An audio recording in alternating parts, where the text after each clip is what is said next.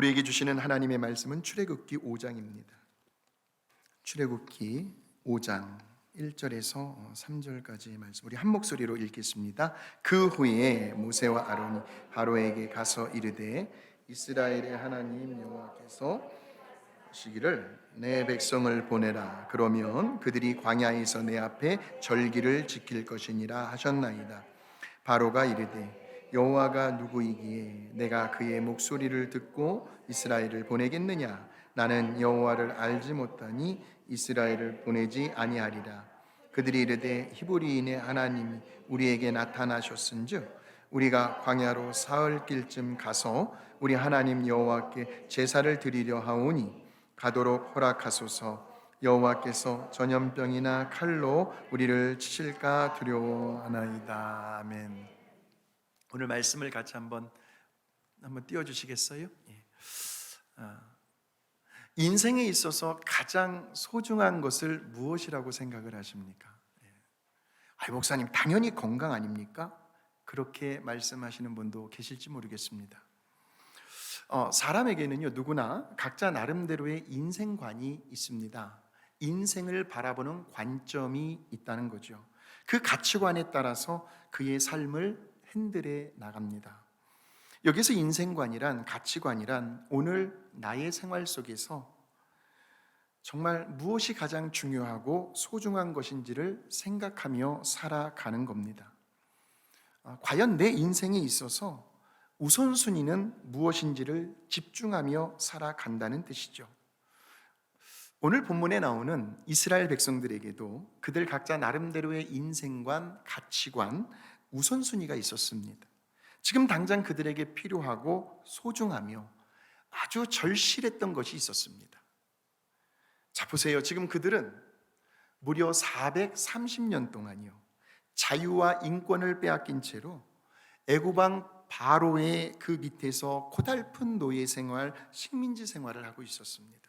그렇다면 지금 이스라엘 백성들에게 있어서 가장 중요하고 소중한 것은 바로 프리덤, 자유였을 거라는 거죠.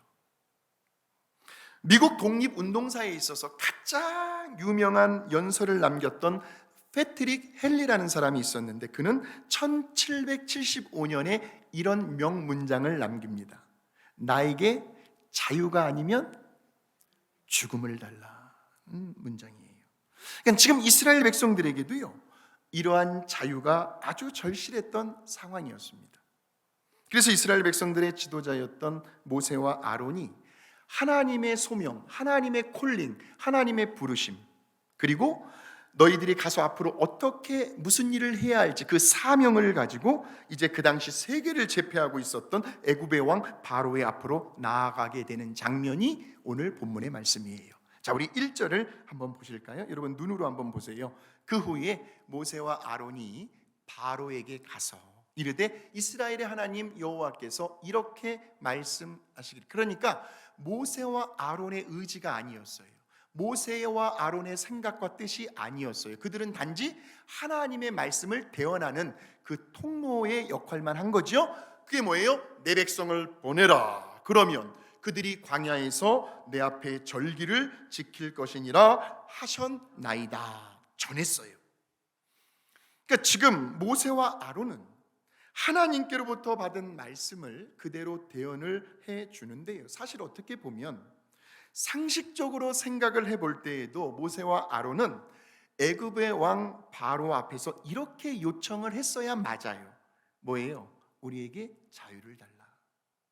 자유 좀 주십시오. 우리를 좀 놓아주십시오. 왜냐하면 지금 이스라엘 백성들에게 있어서 가장 절실하고 소중했던 것이 자유였기 때문이죠. 노예 생활에서 벗어나는 것이었습니다. 그런데 우리 하나님의 생각은 좀 달랐어요. 이스라엘 백성들에게 있어서, 모세와 아론에게 있어서 가장 중요하고 소중하고 절실했던 것이 자유라고 생각을 했는데, 그러나 우리 하나님께서 가장 우선시하며 중요하게 생각했던 것은 달랐다는 거죠. 그것이 무엇일까요? 자, 한번 보세요. 여호와께서 이렇게 말씀하시기를 내 백성을 보내라. 그러면 그들이 광야에서 내 앞에 뭐 한다는 거예요? 절기는 예배를 가리켜요. 쉽게 말하면 예배를 말합니다. 그러니까 절기를 지킬 수 있도록, 예배를 드릴 수 있도록 이스라엘 백성들을 이제 그만 바로의 손아귀로부터 놓아주라는 거예요. 무슨 그저 어떤 정치적인, 무슨 단순한 경제적인, 사회적인 자유와 해방이 아니었습니다. 물론 지금 당장 이스라엘 백성들에게 있어서 제일 먼저 우선시 되어야 하는 것은 자유겠지요. 그런데 우리는 이렇게 물어볼 수가 있습니다. 그런데 그 자유함을 얻어서 so what? 그래서 무엇을 어떻게 할래? 보다 더 근본적인 질문을 던질 수가 있습니다. 그러니까 이러한 근본적인 질문 앞에서 하나님은 모세와 아론을 통해서 예배의 소중함, 예배의 우선순위를 가르쳐주고 있다는 거죠. 내 앞에 절기를 지킬 것이니라. 여기에서 우리는 오늘 우리들이 무엇을 가장 귀하게 여기며 인생의 우선순위로 두고 살아가야 할지 그 이유와 목적을 발견하게 됩니다. 많은 경우에 있어서요, 사람들은요, 지금 당장 내가 겪고 있는 그 삶의 어려움과 고통들이요, 또한 여러 모양의 현실적인 문제와 갈등들, 그러한 고난 속에서 빨리 빠져나오기만을 애타게 갈망을 합니다. 저도 아파 보니까 우리 어르신들 백내장, 그리고 또 이 눈에 관한 질환들 제가 피부로 겪어보니까 그 고충을 알겠어요. 당장 이러한 고통에서 빨리 빠져나오기만을 애타게 갈망을 하고 있더라는 거예요. 그런데 막상 그 고난의 터널이 다 지나가고 그렇게 끌어안고 고민했던 문제들이 해결이 난 이후에는 도대체 내가 무엇을 위해 어떻게 살아가야 할지, 내 인생에 있어서 정말 소중하고 놓쳐서는 안 되는 우선순위가 무엇인지에 대하여 그거에 대해서 답을 내리지 못하는 경우가 많이 있다는 거죠. 그런데 하나님은 오늘 이 시간을 통해서 저와 여러분에게 아주 심플하게 그 질문에 대해 답을 알려주고 계십니다. 자, 우리 이사야 43장 21절의 말씀을 같이 한번 읽어보겠습니다. 시작. 이 백성은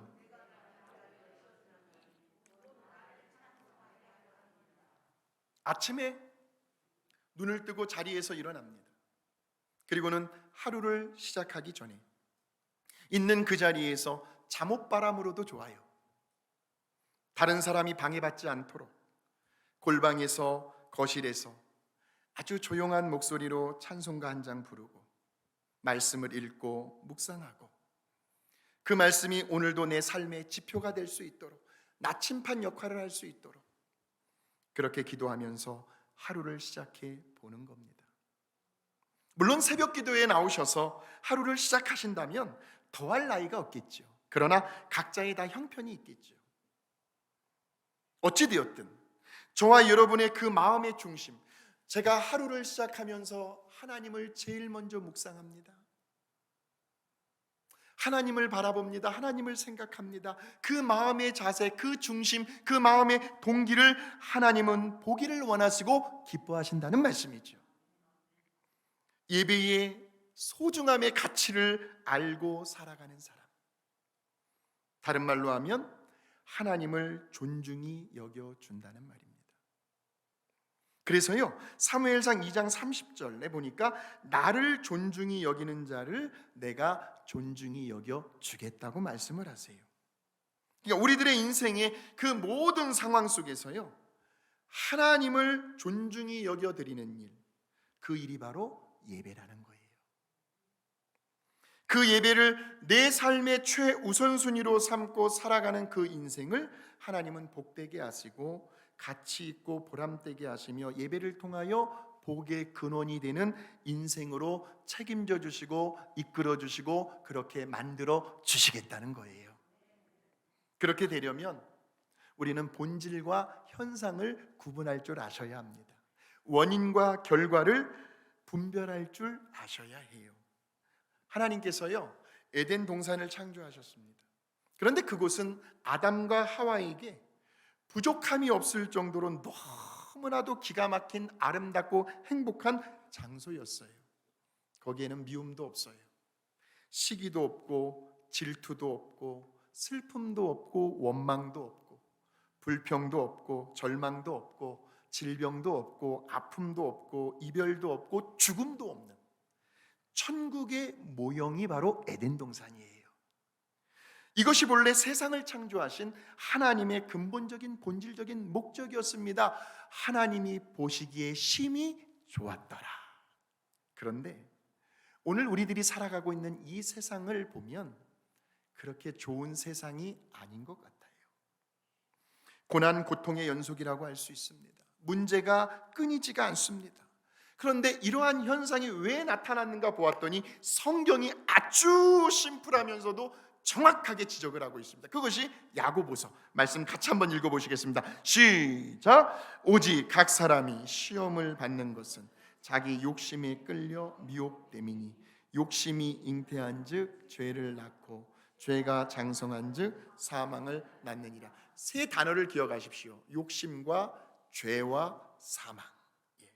욕심이 나와요. 죄가 나옵니다. 사망이 나옵니다. 그러니까 오늘 우리들이 겪으며 살아가는 그 모든 아픔과 괴로움과 고통들은 다 어디에서 비롯된 거예요? 결국은 욕심에서 비롯되었다는 거죠. 왜 많이 드세요? 왜 운동 안 하세요? 이게 다 욕심이거든요. 탐욕, 이 식탐. 제가 좀 식탐이 많아요. 그렇게 본인이 욕심 부려서 많이 먹고 나서 성인병 걱정하고 있어요, 우리들이. 욕심이에요. 어느 날 에덴 동산에서요, 행복하게 지내고 있던 아담과 하와에게 욕심이 들어왔습니다. 누구의 말을 듣고요? 뱀의 말을 듣고요. 이 선악과 한번 따먹어 보아라. 너의 눈이 밝아져 하나님처럼 될 거야. 갑자기 하나님처럼 되고 싶은 그 욕심, 그 욕망, 그 교만이 쏙 들어왔어요. 그러니까 그 아담의 원죄로 말미암아 저와 여러분에게 사형 선고가 내려진 거예요. 그래서 어찌 보면 우리들은 태어날 때부터 아예 사망 날짜를 안고 인생을 시작하는 겁니다. 저와 여러분에게 다 사망 날짜가 다 정해져 있어요. 지금 누구 때문에? 아담의 원죄, 그의 욕심 때문에.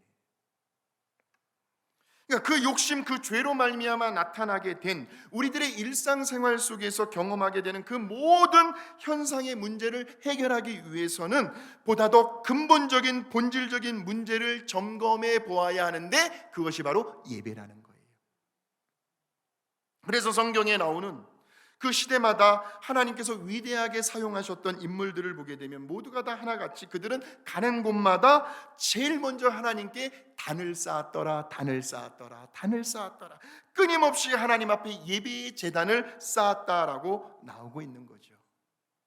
그러니까 일주일이 시작이 되는 첫날 첫 시간, 즉 주일 예배를 성공한 저와 여러분은 하나님께서 그 일주일의 남은 생활의 승리까지도 보장해 주신다는 믿음이 오늘 저와 여러분에게는 있다는 말씀입니다. 지금 내가 좀 힘들고 지쳐 있습니다. 어려운 일들이 자꾸 겹쳐와요. 일이 잘 풀리지가 않아요. 마음이 무겁습니다. 괴롭습니다. 뭔가 모르게 허전하고 공허합니다. 몸이 자주자주 이렇게 아프니까요, 만사가 다 귀찮아지는 거 있죠. 짜증이 납니다.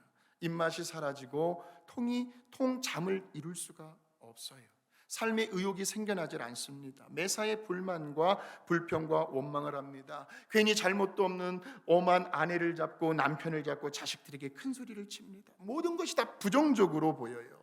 그럴 때에 저와 여러분이 반드시 체크하고 넘어가셔야 할 부분은 바로 나의 예배 생활이 하나님 보시기에 정말 과연 합당한가?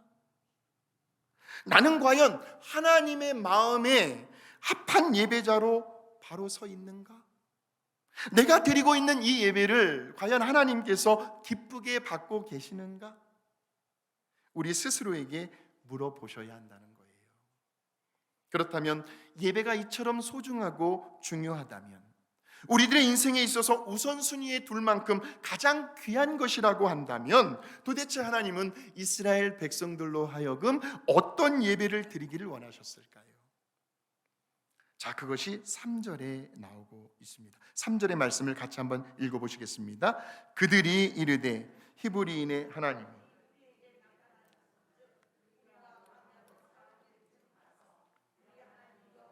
제사를 드리려 하도록 허락하소서. 여호와께서 전염병이나 칼로 우리를 치실까 두려워하나이다. 자, 여기에 보시면 우리가 지금 사흘길쯤 어디로 가라는 거예요? 어디로 간다는 거예요? 광야로 가서. 그러니까 애굽하고는 좀 더 거리를 두자는 거죠. 가능하면 애굽으로부터 멀리 떨어져야 한다는 거죠. 왜냐하면 그 당시 애굽은요, 최고의 문화와 문명을 자랑하고 있었습니다. 그러니까 세속적인 우상 숭배가 만연했던, 생각을 해보세요. 430년 동안 이스라엘 백성들에게 노예 근성이 몸에 배어 있었을 거라는 거예요. 노예 근성, 나누어주고 베풀어주는 삶이 아니라 어떻게 해서든 하나라도 얻기 위한 그런 근성들이 있었고, 그리고 그 애굽의 휘황찬란한 문화 속에서 아무래도 그들은 그 세상 문화에 다 오염되고 그들의 사상과 가치관과 그들의 인생관이 다 오염이 되고 있었다는 거죠. 그러니까 그런 문화의 한복판에서 하나님께 예배를 드린다는 것은 그리 쉬운 일은 아니었을 것이다. 적합한 장소가 아니었다는 말씀이죠. 물론 광야라는 그 자체가 중요한 장소는 아니에요.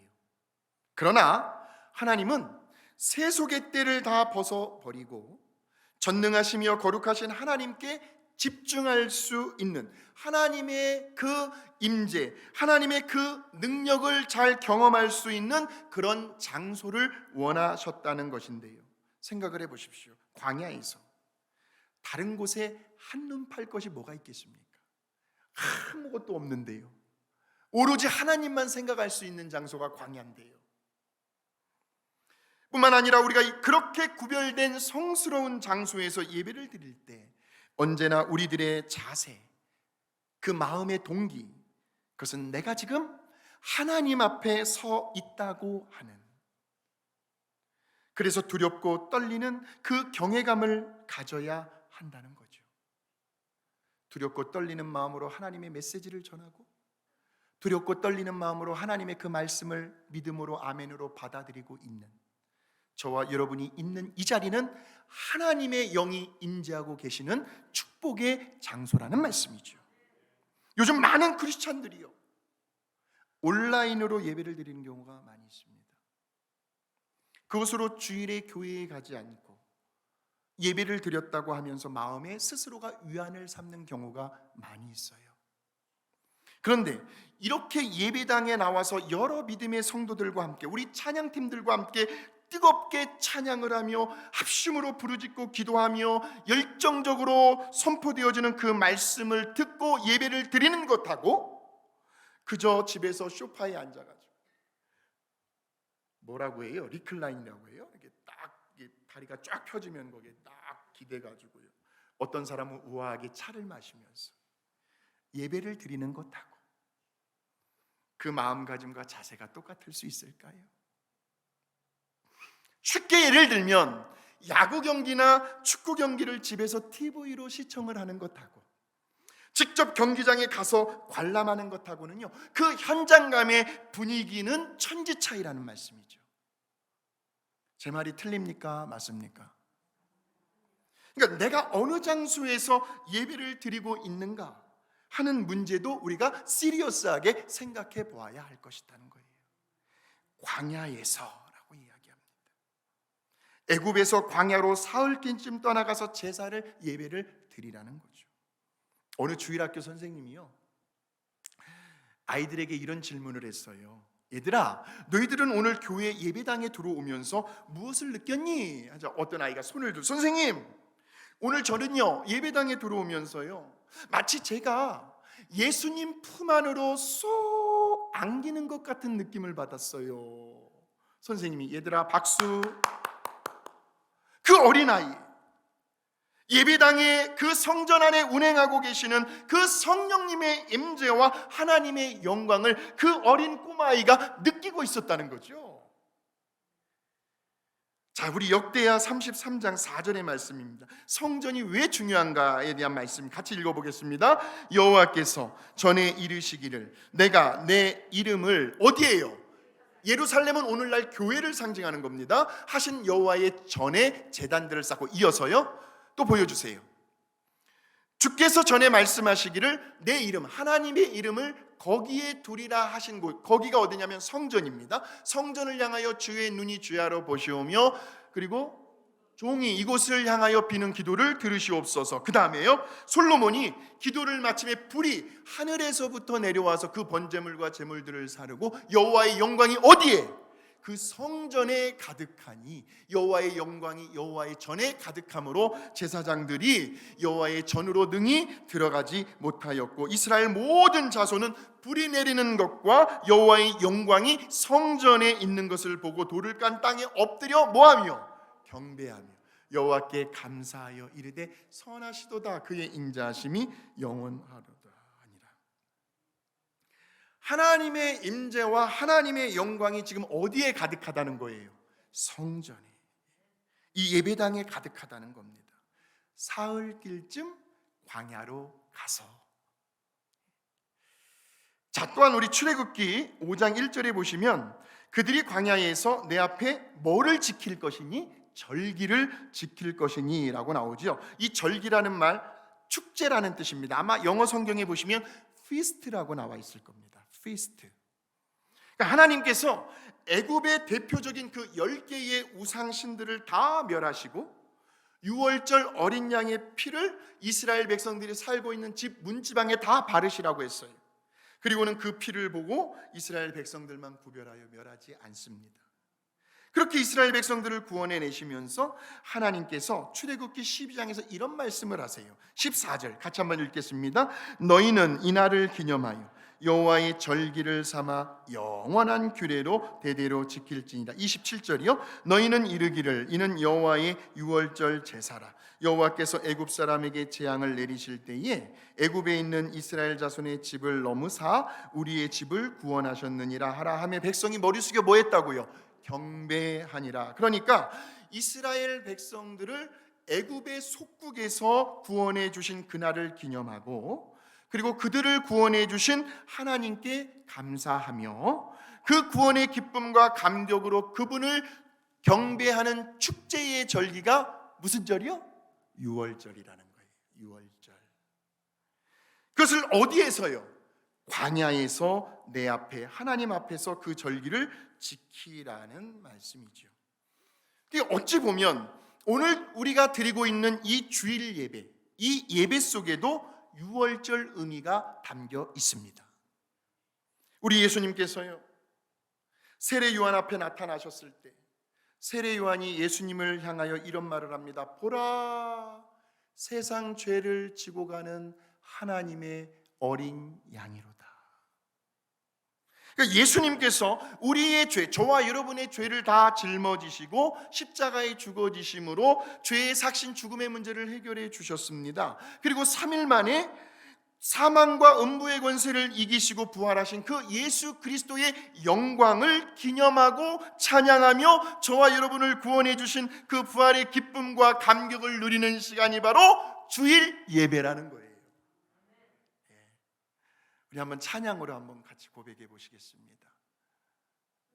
만왕의 왕 내 주께서 왜 고초당했나 이 벌레 같은 나 위에 그 보혈 흘렸네. 주 십자가 못 나의 죄 속죄 아닌 주님 감사합니다. 그 긍휼함과 그 은혜 말할 수 없도 어떻게 다 갚을 수가 있겠어요? 늘 울어도 그 큰 은혜 다 갚을 수 없네. 나 주님께 몸 바쳐서 주의 이름 쓰리. 주님 사랑해요. 십자가 내가 처음 볼 때에 나의 맘의 큰 고통 사라져. 오늘 믿고서 내 눈 밝았네. 참 내 기쁨 영원하도다. 예배를 드리실 때마다 저와 여러분을 구원해 주신 그 구원의 기쁨과 감격이 날마다 새롭게 되시기를 주의 이름으로 축원합니다. 마지막으로 이제 출애굽기 5장 3절에서 우리가 발견할 수 있는 또 하나의 단어가 있는데 그것이 바로 희생이라는 단어입니다. sacrifice, 제물이라는 뜻이죠. 그러니까 그 당시에 이 쓰여졌던 이 제물의 의미는요, 제물을 하나님께 드림으로 하나님과의 올바른 관계가 회복이 된다는 뜻이 있어요. 그러니까 죄로 인하여 막혀있던, 하나님과 나 사이에 죄가 가로막혀 있다면 그 제물을 드림으로 인하여 그 죄로 막혔던 곳이 뚫리는 거죠. 뚫리는 거예요. 통로가 뚫리는 거예요. 또한 하나님의 마음을 기쁘시게 하고 만족시켜 드려서 하나님의 진노를 풀어드리는 행위가 바로 제물을 드리는 행위였어요. 그래서 구약시대에 행해졌던 예배는 반드시 제물을 바쳐야 했습니다. 살아있는 짐승을 잡아다가 죽여가지고 그 짐승의 피로 이스라엘 백성들의 죄를 대속하고 하나님의 진노하심을 풀어드렸어요. 그렇게 수백 년의 세월이 흘러가다가 이제 우리 예수님께서 드디어 유다 베들레헴 땅에 오시잖아요. 태어나시잖아요. 그때까지 이런 일은 계속해서 반복이 되어야 했습니다. 해마다. 그런데 히브리서 10장에 가서 보니까 이제 짐승을 잡아 죽여서 그 피로 우리가 깨끗함을 입는 것이 아니고요, 우리 예수님의 몸을 단번에 십자가의 제물로 드리심으로 인하여 저와 여러분이 거룩함을 얻게 되었노라고. 그것이 히브리서 10장에 나와요. 우리 예수님께서 한 제물이 되셨어요. 그리고 거룩하게 된 저와 여러분을 영원히 온전하게 해 주시겠다는 거예요. 그러므로 이러한 놀라운 구원의 은총을 입은 저와 여러분들이 살면서 반드시 기억해야 할 말씀은 로마서 12장 1절의 말씀입니다. 로마서 12장 1절 시작.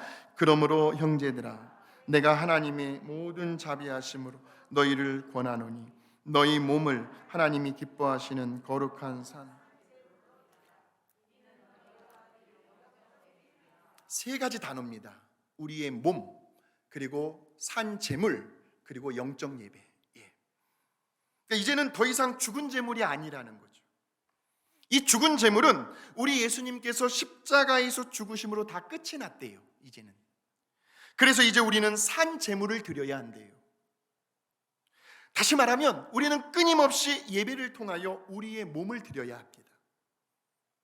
우리의 마음을 드려야 되고, 우리의 시간을 드려야 되고, 우리의 물질을 드려야 되고, 우리의 에너지를 하나님께 제물로 드려야 하는데, 어떻게 보면 지금 우리가 드리고 있는 거예요.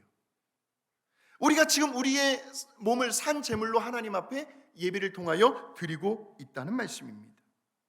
그러므로 우리의 몸을 거룩한 산 제물로 드린다는 것은 하나님께서 저와 여러분을 필요로 하시는 곳이 있어요. 즉 하나님께 쓰임받을 수 있는, 하나님은 금그릇, 은그릇 그런 그릇 사용 안 하세요. 잘난 그릇, 부자인 사람들 그런 그릇 사용 안 하세요. 우리 하나님께서 사용하시는 그릇은 깨끗한 그릇이에요. 그러니까 그런 깨끗한 그릇으로 우리 자신을 준비하여 토기장이신 하나님께서 저와 여러분을 마음껏 빚어가며, 모난 성격도 빚어가고 우리의 성품도 빚어가며 사용하실 수 있도록 하나님의 뜻과 말씀 앞에 철저히 순종하겠다는 의미가 바로 우리의 몸을 산 제물로 드린다는 말씀이에요. 하나님, 제가 가야 할 자리가 어디입니까? 제가 있어야 할 자리가 어디입니까? 그 있는 자리에서 제가 무엇을 하기를 원하십니까? 나의 삶을 통해서 하나님께서 그토록 이루고자 하시는 그 뜻과 계획은 무엇입니까? 성령님께서 저와 여러분 마음에 주시는 그 깨달음과 감동 앞에서 한번 순종해 보는 것, 이것이 오늘날 하나님께서 저와 여러분에게 기뻐 받으시고자 하는 거룩한 산 제물이요 영적 예배라는 말씀입니다. 이제 말씀을 정리할게요. 430년이요, 그 긴 세월 동안 그 당시 세계 최대의 강대국인 애굽의 바로 밑에서 그 고달픈 식민지 노예 생활을 하고 있었던 이스라엘 백성들이요, 그들에게 지금 가장 절실하고 중요했던 것은 누가 보아도 자유와 해방이었는데, 그러나 그럼에도 불구하고 하나님은 모세와 아론을 통해서 이스라엘 백성들에게 예배의 소중함을 깨우쳐 주셨습니다. 그러니까 당장 눈앞에 직면한 그 삶의 문제들을 해결하는 데 급급해하는 것이 아니라 그 눈에 보이는 현상적인 문제들보다도 오히려 본질적인, 즉 하나님과의 올바른 관계를 위한 예배의 우선순위를 알게 해 주셨습니다. 나는 지금 하나님 앞에 서 있다고 하는, 이렇게 성전이든 가정이든 언제나 지금 나는 두렵고 떨리는 마음으로 하나님 앞에 앉아 있다라는 그런 마음의 자세를 가지고, 동시에 오늘도 나를 구원해 주신, 그래서 뭐라 말로 다 표현할 수 없는 하나님의 그 크신 사랑과 은혜가 너무나 고맙고 감사해서 주님, 이 몸밖에는 드릴 것이 없습니다. 주님의 뜻대로 이 몸을 마음껏 사용하여 주시옵소서. 순종하겠습니다. 이렇게 예배 때만이 누릴 수 있는 그 구원의 기쁨과 감격을 이제는 생활 현장 속으로 가지고 나가셔서 무엇보다도 저와 여러분의 남은 인생의 최고의 우선순위를 우리 주님 다시 오시는 그날까지 예배의 거룩한 제단을 쌓겠노라고 그렇게 믿음의 결단을 하며 살아가게 되는 저와 여러분이 되시기를 주님의 이름으로 축원합니다.